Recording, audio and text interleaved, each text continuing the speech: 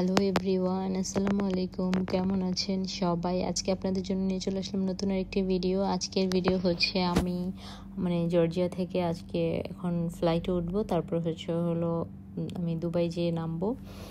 তো আমি এখন হচ্ছে এয়ারপোর্টের উদ্দেশ্যে বের হয়ে গেছি। তো আমরা এয়ারপোর্টের উদ্দেশ্যে বের হয়েছি ভোর 4টার দিক দিয়ে, এরকম সময় বের হয়েছি। তো জর্জিয়ার এরকম সময়ের ভিউটাও আসলে দেখা হয়ে গেল, যেহেতু জর্জিয়া তো অনেকটা ঠান্ডার দেশ। তো এই দেশে রাত্রে কেউ ঘুরতে বেরোয় না। দুবাইতে যেরকম 3টা 4টা পর্যন্ত ঘোরা যায়, জর্জিয়াতে এরকম মানুষ আসলে ঘুরতে বের হয় না। আর যেখানে ওখানে সবাই জব করে মোটামুটি, তো এত রাত্রে তো আর ঘোরা যায় না।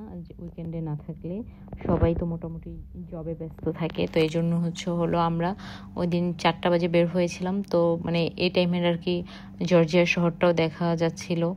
কীরকম খুব কম সংখ্যক গাড়ি ছিল, 2-3টা গাড়ি ছিল এরকম। আর হলো আমরা যেখানে অ্যাপার্টমেন্ট নিয়েছিলাম, অ্যাপার্টমেন্ট থেকে যেতে সময় লাগে 30 মিনিট 35 মিনিটের মতন সময় লাগে এই এয়ারপোর্ট পৌঁছাতে। আর এখানে এয়ারপোর্টে যাওয়ার ক্ষেত্রেও কিছু কিছু পাহাড়ি রাস্তাও আছে, তো সাবধানে যেতে যেতে যাচ্ছিলো। আবার একটু কুয়াশাও ছিল, যার জন্য একটু গ্লাসটা ঘোলা হয়ে গেছে। তো আমরা চলে আসছি তিবলিসি ইন্টারন্যাশনাল এয়ারপোর্টে। তো এখন আমরা এখানে নামবো, নামার পর ভিতরে আর কি যাব। তো ওই ভাইয়া আমাদের সাথেই ছিলেন আজকে পর্যন্ত। যাই হোক, তো ভাইয়া ওই এয়ারপোর্টে এসেছে। তো এখন আমরা এখানে নেমে যাব। নেমে যাওয়ার পরে এয়ারপোর্টের ভিতরে ঢুকবো। তো এই তো আমরা নেমে এখন এয়ারপোর্টের ভিতরে ঢুকে গিয়েছি। তো এখন এয়ারপোর্টের ভিতরে ঢুকে আমরা বোর্ডিং নিলাম। বোর্ডিং নেওয়ার পরে এখন ইমিগ্রেশনে চলে যাব। যেহেতু অত বেশি সময়ও ছিল না, তো এই জন্য বোর্ডিং করে বলতেছিলাম এয়ারপোর্টের ভিতরে চলে যায়, আর যদি মোহাম্মদ ঘুমিয়ে যায় এজন্য আমরা একটু তাড়াতাড়ি করে চলে যাচ্ছিলাম। যেহেতু ওর একটু ঘুম ভেঙে গেছে, এই জন্য স্ট্রলারে থাকতেছিল না, আর খুব একটা কান্নাকাটি করতেছিল। তো আমি একটু আবার এয়ারপোর্টটা ঘুরে ঘুরে দেখতেছিলাম, আস্তে আস্তে যাচ্ছিলাম। আর তাই তো এখন এখানে ওয়েটিং জোনে বসেছিলাম। আমরা সব এখন করে এসে পড়েছি, ইমিগ্রেশন কমপ্লিট করে এখন ওয়েটিং জোনে বসেছিলাম। তো এখন আমাদের যে গেট নাম্বার দিয়েছিল, ওই গেট নাম্বারের উদ্দেশ্যে আর কি যাচ্ছিলাম। তো আমরা এখান দিয়ে যাচ্ছিলাম, সামনেই আমাদের গেট। তো এখানে মেবি 2জনকে নাম ওখানে অ্যানাউন্স করছে, ওরা মেবি ওই প্যাসেঞ্জার ছিল, ওরা দেখে খুব জোরে দৌড় দিয়েছে। তো যাই হোক, এই যে মোহাম্মদকে এখানে বসিয়ে রেখেছিলাম। ওর যেহেতু কাঁচা ঘুমটা ভেঙেছে, ও খুব বিরক্ত করতেছিল। বিমানে ওঠার পরে অনেকক্ষণ পরেও ও ঘুমিয়েছিল। তা এই যে এই বিমানটা এসে নেমেছে, যেটাতে আমরা 1:40 দুবাই থেকে তিবলিসি গিয়েছিলাম, সেই বিমানে আবার তিবলিসি থেকে দুবাই আসবো।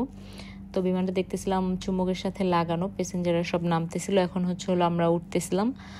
তো মোহাম্মদের বাবার কোলে ছিল, স্ট্রলারও মোহাম্মদের বাবা নিয়েছিল, আমি শুধু ট্রলি নিয়ে যাচ্ছিলাম। তো ট্রলি নিয়ে আমি যাচ্ছিলাম। যেহেতু চুম্বকের দেখলাম অনেকখানি রাস্তায় হাঁটতে হয়েছিল, অনেকটা জায়গা হেঁটে হেঁটে তারপরে যাওয়া লেগেছিল। আর এক হাতে স্ট্রলার, তারপরে মোহাম্মদকে কোলে রাখা আসলে খুব বিষয়টা টাফ ছিল। তারপরে যাই হোক, মোহাম্মদের বাবা করেছিল, আর আমি হাতে স্ট্রলার ছিল, আমার ব্যাগ ছিল, স্ট্রলার না সরি, হাতে হ্যান্ড ব্যাগ ছিল, লাগেজ। তারপরে এখানে এখন ট্রলি বিমানে ওঠার আগে এখানে ফেরত দিতে হবে। আর যদি আমরা বাস দিয়ে যেতাম তাহলে বিমানে ওঠার আগে নিচে রেখে যেতাম।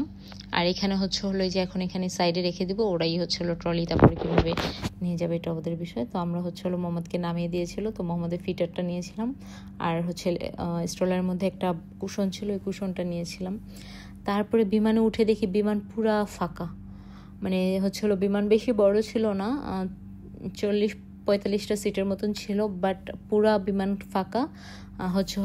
এভারেজ 15-20টা মনে হয় সিট ফিল আপ হয়েছে, আর পুরা বিমানই ছিল ফাঁকা। তো আর দেখে তো ভালোই লাগতেছিল, ভাবতেছিলাম যে মোহাম্মদ ঘুমাইলে আমিও আরেক সিটে যেয়ে একটু ঘুমাবো।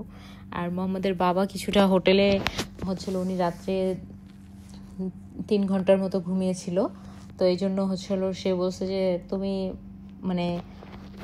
আরেক সিটে গিয়ে ঘুমিয়ে, আমি মোহাম্মদকে দেখবো না। আর আমার প্রচণ্ড মাথা ব্যথা শুরু হয়ে গিয়েছিল, যেহেতু আমি একটু ঘুমাইনি। আর মোহাম্মদ একটু ঘুমিয়ে তারপর উঠে আসছে। আর মোহাম্মদ তো খুব বিরক্ত করতেছিল, এখানে এটা ধরতেছিল সেটা ধরতেছিল, আর আমার প্রচণ্ড মাথা ব্যথা করতেছিল। পরে আমি আবার একটা মেডিসিনও খাচ্ছিলাম মাথা ব্যথার। আর একদম আমি নিতেই পারতেছিলাম না, এত পরিমাণে মাথা ব্যথা করতেছিল। তারপরে যাই হোক, বিমান এখন চলা স্টার্ট করেছে। তো আমি বলছি বিমান একটু উপরে যখন উঠবে তারপরে হচ্ছে হলো আরেক সিটে গিয়ে ঘুমাবো, কারণ এর আগে সিট বেল্ট বাঁধতে হবে, এটা সেটা বিমানের অনেক ঝামেলা থাকে। তো এই জন্য আর তখন মানে কোনো কিছু করিনি। তো যাই হোক, মেডিসিন খেয়ে চুপচাপ ছিলাম আর হচ্ছে হলো ভিডিও ক্লিপ নিচ্ছিলাম যে বিমান রানওয়েতে চলতেছিল। তো এই করতেছিলাম। তারপরে হচ্ছে হলো আস্তে আস্তে বিমান হচ্ছে উপরের দিকে উঠবে। তো যাই হোক, আমি হচ্ছে হলো ভিডিও ক্লিপ নিচ্ছিলাম আর বেশি ভালোও লাগতেছিল না। শরীরটা আসলে সারা রাত্রে একদম ঘুমাতো, মানে অনেক মানে শরীরটা অনেক খারাপ লাগতেছিল। তো যাই হোক, পরে এই ক্লিপগুলো নিচ্ছিলাম আর হচ্ছে হলো এই সিট বেল্ট পরো, এটা করো সেটা করো। কেবিন ক্রুরা তো একটু পরপর আসতেছে। তারপর হচ্ছে মোহাম্মদের জন্য একটা সিট বেল্ট দিছিল ওকে কোলে নিয়ে বাঁধার জন্য। তো আমার শরীর অনেকটা খারাপ লাগতেছিল বেথায় সেটা মোহাম্মদের বাবাই মোহাম্মদকে কোলে নিয়েছে, আমার কাছে আর আসে নাই। তারপরে আমি আর নেই ওকে, তোর বাবাই নিয়েছিল। পরে বিমান ওঠার কিছুক্ষণ পরের মধ্যেই মোহাম্মদ আবার ঘুমিয়ে গিয়েছে, যেহেতু ওকে তো একদম কাঁচা ঘুমের থেকে উঠায় নিয়ে আসছিলাম, এই জন্য ও খুব বিরক্ত করতেছিল। তো যাই হোক, তারপরেও মানে অন্যান্য বাচ্চাদের তুলনায় অনেক কমই করেছে আমি বলবো। যাই হোক, তো বিমানে তো উপরের দিকে উঠে যাচ্ছে।